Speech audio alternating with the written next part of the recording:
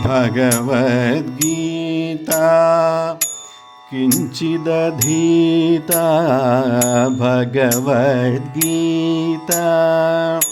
किञ्चिदधीता गङ्गाजललवा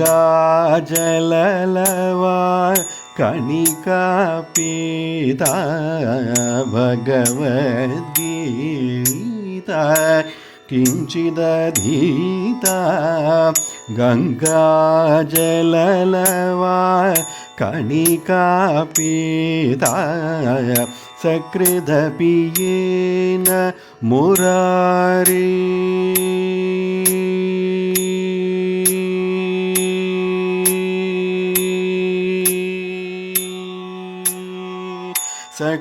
सकृदपियेन मुरारी समार्चा सकृदपियेन मुरारी समार्चा क्रियते तस्य यमेन न चर्चा क्रियते तस्य यमेन न चर्चा भज गोविन्दं भज गोविन्दं भज गोविन्दं भज गोविन्दं भज गोविन्दं भज गोविन्दं गोविन्दं भज मूढमते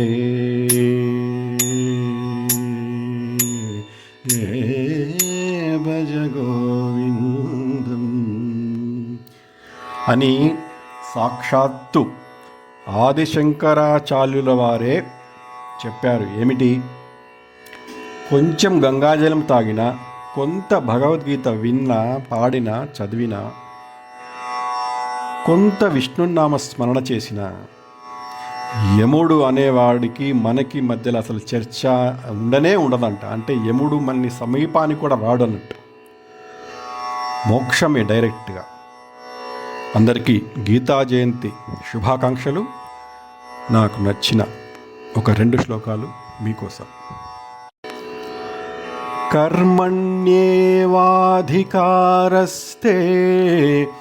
మా ఫలేషు కదాచన మా కర్మఫలహేతుర్భూః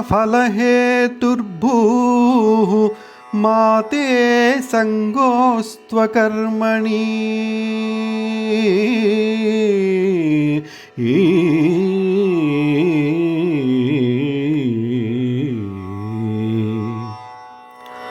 కర్మలను ఆచరించుట యందే నీకు అధికారము కలదు, కానీ వాటి ఫలితము పైన లేదు.